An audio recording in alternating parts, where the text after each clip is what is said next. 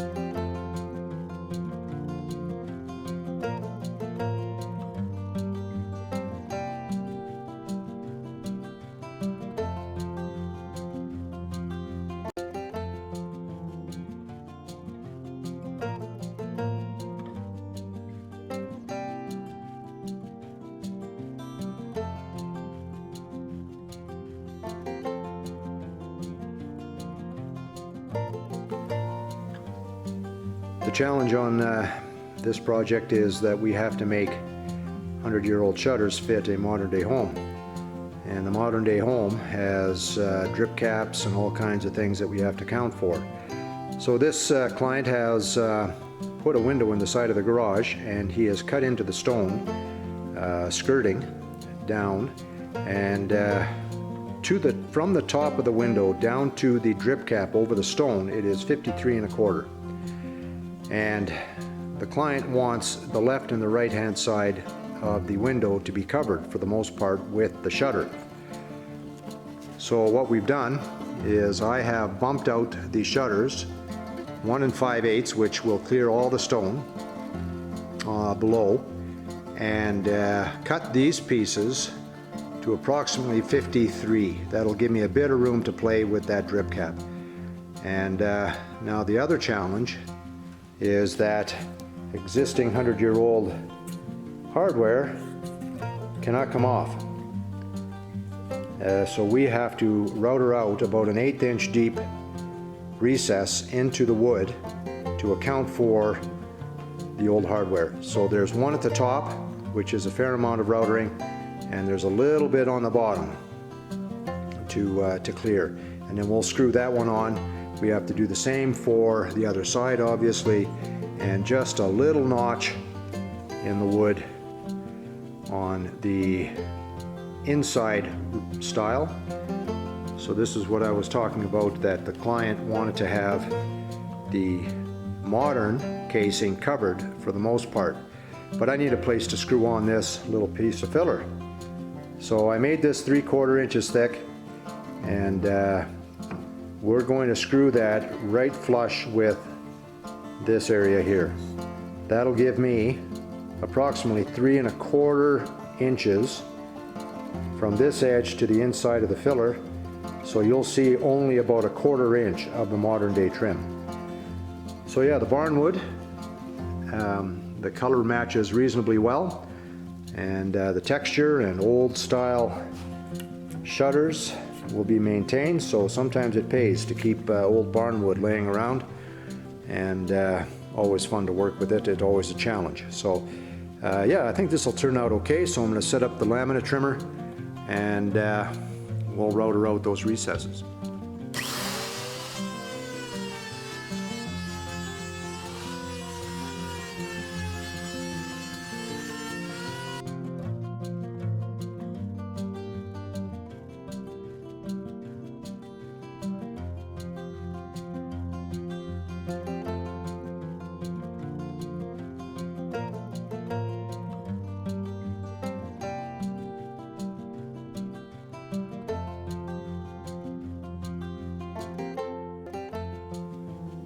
Okay, well, that went quick enough.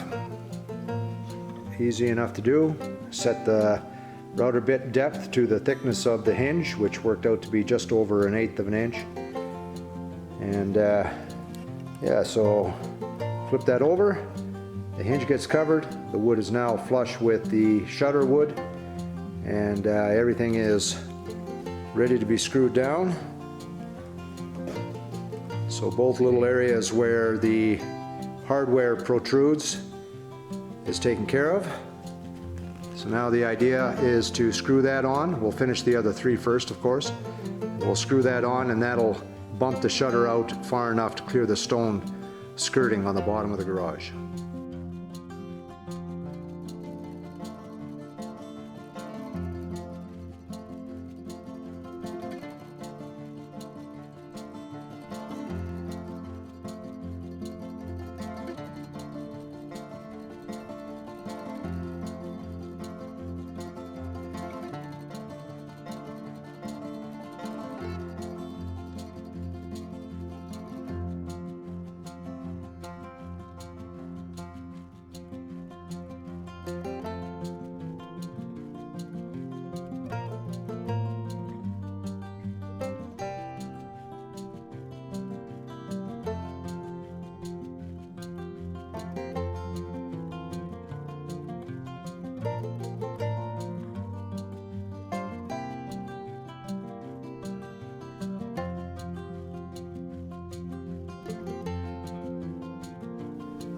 Okay, well, the fillers are on the 2 shutters.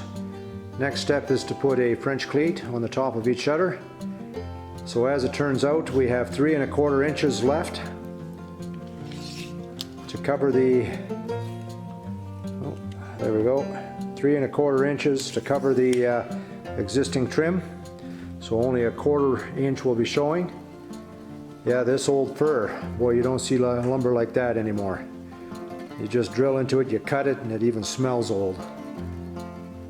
But nice look. Everything looks period correct. Not that that's what we were shooting for, but it is a nice little touch.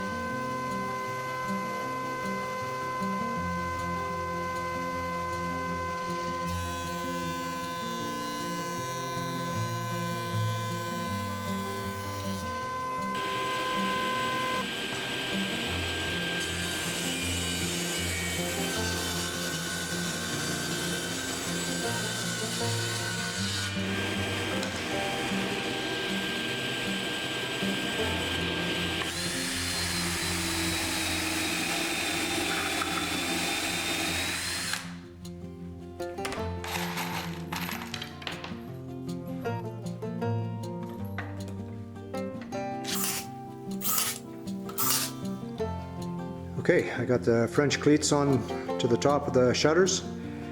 I usually cut mine at about 30 degrees.